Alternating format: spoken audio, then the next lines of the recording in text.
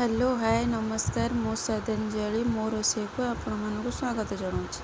आज आम बनैबा छतु आलू तरकारी। केमिति बनैबा ये पाଳ छतु जो नड़ारे जो छतु उठेनि से छतु मुझे ये कर देखु। आवश्यक पियाज मुझे अदा रसुण हो आलू मु गोटे काटी बड़ आलू गोटे पूरा टिक टिक कर काटी छतु आम परिमाण कम अच्छी देखु। छतु को फास्ट मु भाजीदेली जैसे आप छतु को हलदी पानी पकेबा हलदी पानी पकेबा द्वारा छतु पोक कि जहाँ भी होता देखिए आपपर मुझे तेल रे टिके देकी भाजीदेली देखो बेसी भाजबेनी ये माने देसी छतु ना पूरा नरमी जीव ये जो हाइब्रिड छतु जो मंजी पकई छतु होते से किसी ना जमती को सेमती देखो 2 मिनिट भाजी हो भाजिले ना तार गोटे अलग बास्ना आसे से आम भाजी दो तापर मुझे तेल पकेली देखो मु बहुत कम तेल रे ही रोसे करे अदा रसुण मुझे देखु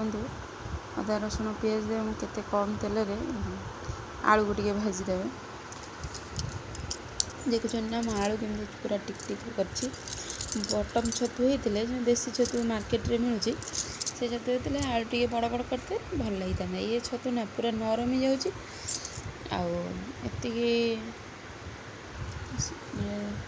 टिक काटी आलू ठीक अच्छे बस एमती भाजीदेवे टिके आलू तेल पकई देती भाजीदेली आलू को बस काढ़ीदेली कड़ारू एबे कड़ा बसैकी तेल मसला ये करवा जदि आपण मो चैनल नुआ अच्छी ताले प्लीज आपण मो चैनल को सब्सक्राइब करने बेल आइकन को दबाइदेवे देखो मुझे कड़ा बसे भी मसला कषा मसला ये करा देखो कड़े बसैकी तेल पकई ततैकी पियाज को पकेबी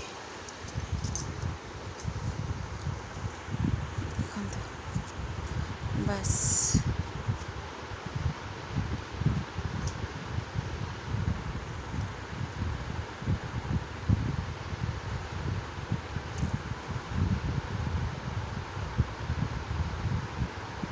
पियाज भाजी होगा अदा रसुण पेस्ट देदेली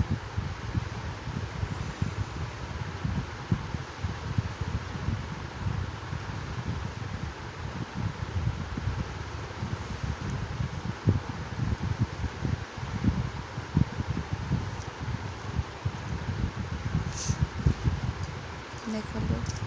अदा रसुण पियाज जारी हो हलदी पकेले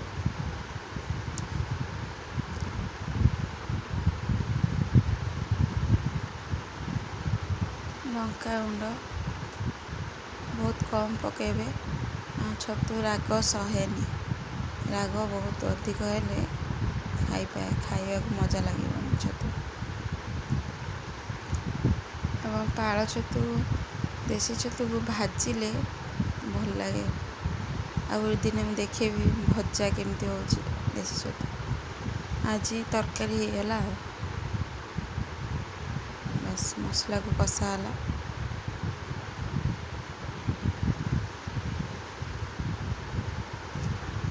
मसलार कलर देखो अदा रसुण मसला को आप जिते माने एमती कषिबे कषिले तार बास्नाटा ये टमाटर पकईदेली टमाटर देते होता आंबुल देते होता आंबुल पकेबे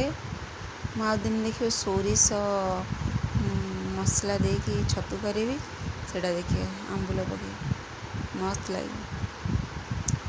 अदा मसला तो से गरम मसला भाया कराओ से टमाटो पहला आंबुल न पड़ी कषिगला मसला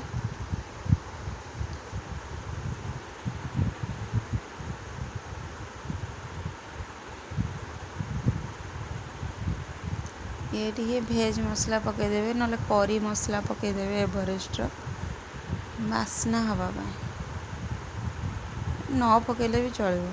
ଅଲରେଡ଼ି ଛତୁ ହିଁ ବାସ୍ନା ପୁରା ଇଏ ହେବ।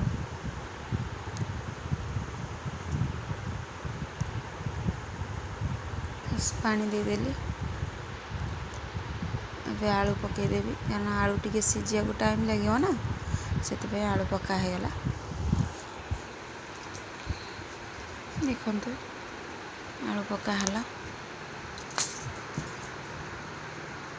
ବାସ୍ ଆଳୁକୁ ମସଲା ସହିତ ଟିକେ ଘାଣ୍ଟି ଦେଲି।